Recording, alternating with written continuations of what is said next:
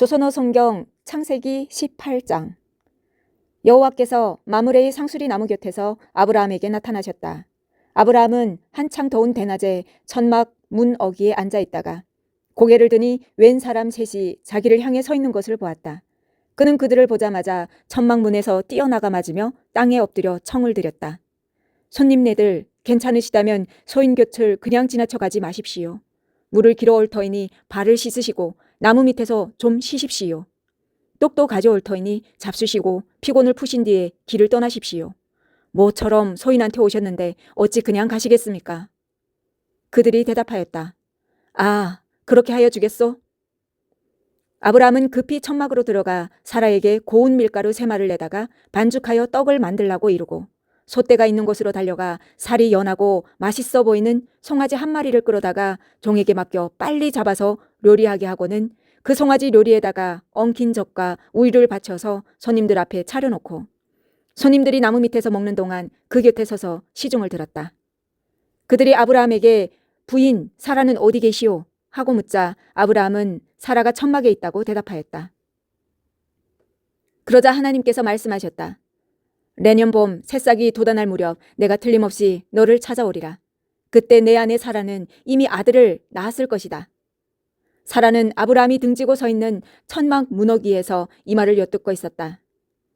아브라함과 사라는 이미 나이 많은 늙은이였고 사라는 달거리가 끊긴 지도 오래였다. 그래서 사라는 속으로 웃으며 내가 이렇게 늙었고 내 남편도 다 늙었는데 이제 무슨 락을 다시 보랴 하고 중얼거렸다. 그러자 여호와께서 아브라함에게 말씀하셨다. 사라가 다 늙은 몸으로 어떻게 아기를 낳으려고 하며 웃으니 될 말이냐.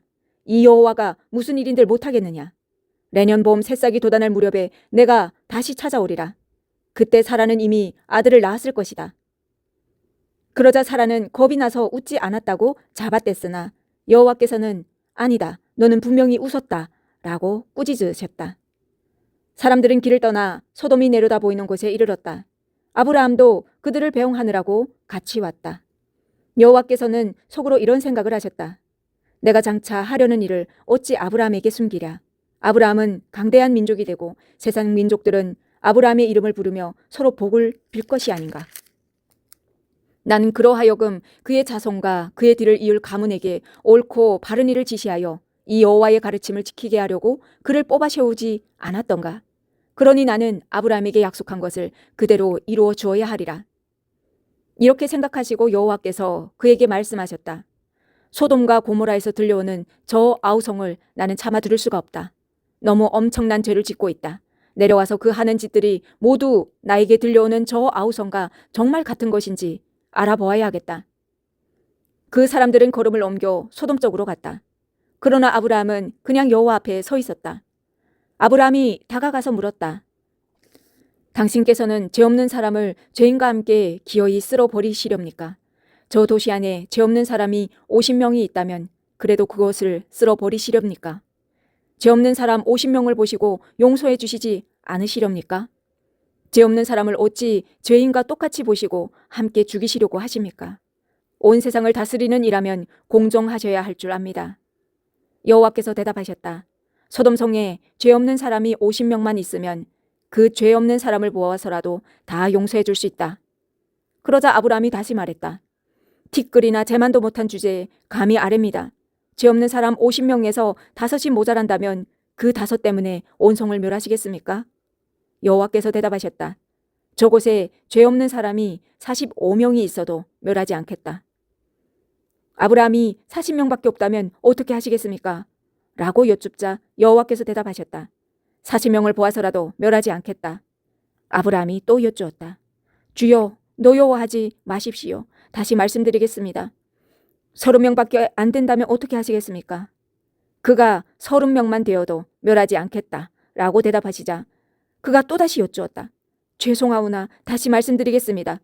만일 20명밖에 안 된다면 어떻게 하시겠습니까? 그때 20명만 되어도 그들을 보아서 멸하지 않겠다. 라고 대답하셨다. 아브라함이 다시 주여 노여워 마십시오. 한 번만 더 말씀드리겠습니다. 만일 10사람밖에 안 되어도 되겠습니까? 여호와께서 대답하셨다. 그 10사람을 보아서라도 멸하지 않겠다. 여호와께서는 아브라함과 말씀을 마치시고 자리를 뜨셨다. 아브라함도 자기 고장으로 되돌아갔다. 조선어 성경 창세기 19장. 하나님의 천사 둘이 소돔에 다다른 것은 저녁 때였다. 롯이 때마침 성문에 앉아 있다가 그들을 보고 일어나 맞으며 땅에 얼굴을 대고 엎드려 청하였다. 손님네들 루츠하지만 제 집에 들려 발을 씻으시고 하룻밤 쉬신 다음 아침 일찍이 길을 떠나시는 것이 어떻겠습니까? 그들은 밖에서 밤을 새우겠다고 하면서 사양하였으나 롯이 하도 간청하는 바람에 롯을 따라 그의 집에 들어갔다. 롯은 그들에게 누룩 안 든 빵을 구워주며 대접하였다. 그들이 아직 잠자리에 들기 전이었다. 소돔 시민이 늙은이 젊은이 할 것 없이 온통 몰려와 롯의 집을 둘러싸고 롯에게 소리치는 것이었다.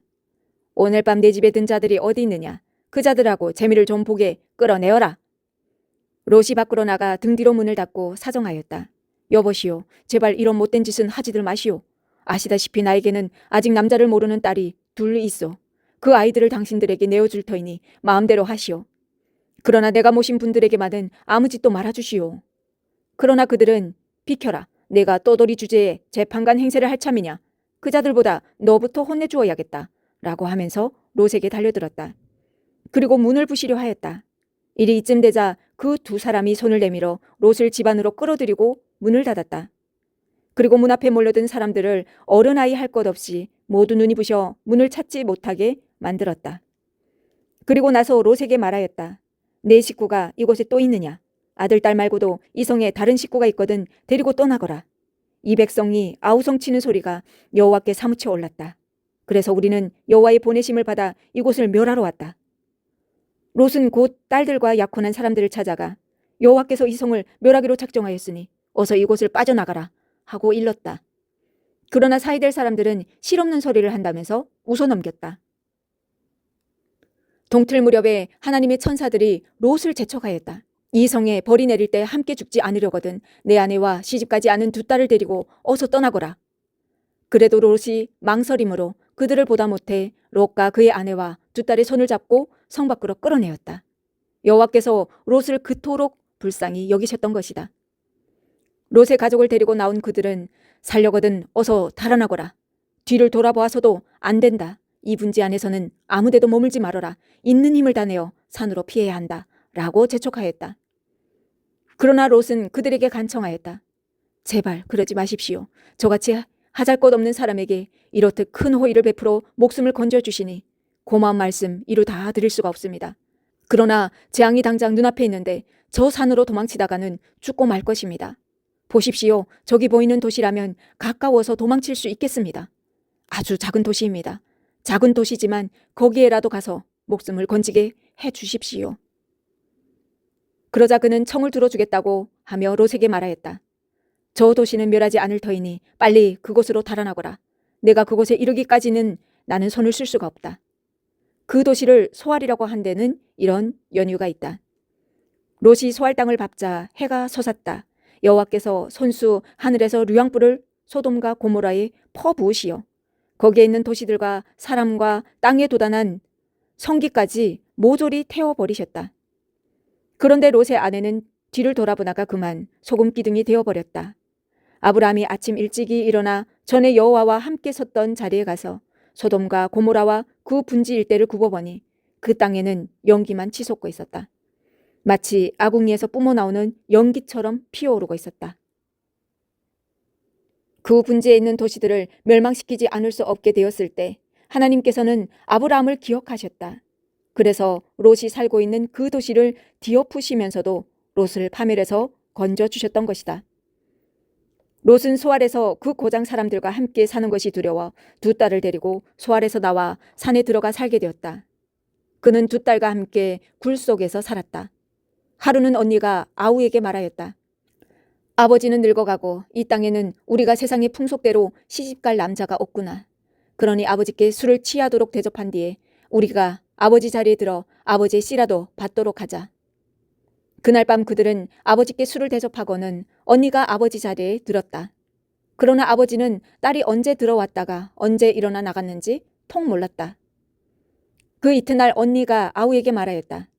간밤에는 내가 아버지 자리에 들었으니 오늘은 내 차례다. 아버지께 술을 대접하고 자리에 들어라. 같이 아버지의 씨를 받자. 그들은 그날 밤에도 아버지에게 술을 대접하고 이번에는 동생이 아버지 자리에 들었다. 그러나 아버지는 딸이 언제 들어왔다가 언제 일어나 나갔는지 통 몰랐다. 이리하여 롯의 두 딸은 아버지의 아이를 가지게 되었다. 큰딸은 아들을 낳고 이름을 모압이라 하였는데 그의 후손이 오늘날의 모압 사람이다. 둘째 딸도 아기를 낳고는 이름을 벤암미라고 하였는데 그의 후손이 오늘날의 암몬 사람이다.